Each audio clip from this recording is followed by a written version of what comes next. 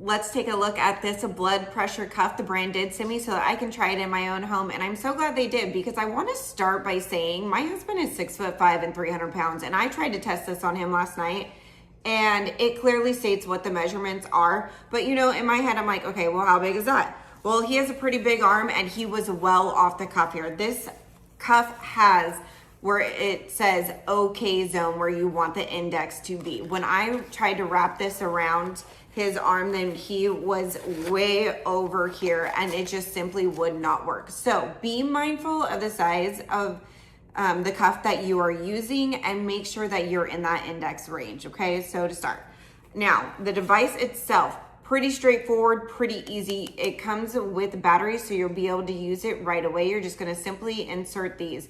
There is a start stop button, and then there's also a memory feature, because you can have 2 people. It's also going to record your heart rate.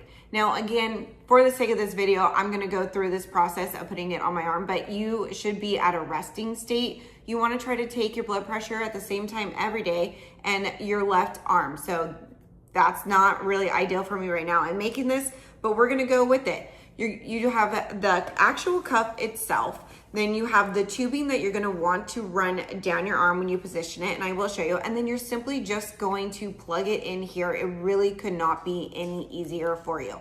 So you're going to set the device down. Now let's get it put on my left arm. I have removed my jewelry, so not to have anything that might be like affecting it. It doesn't say to do so, but I do anyways. So you're going to slide the cuff on your left arm, and you should be able to read all of the words. So this is telling me if I'm within this index, then this is good. Unlike when I tried to put it on my husband. So let's get this tightened for me here.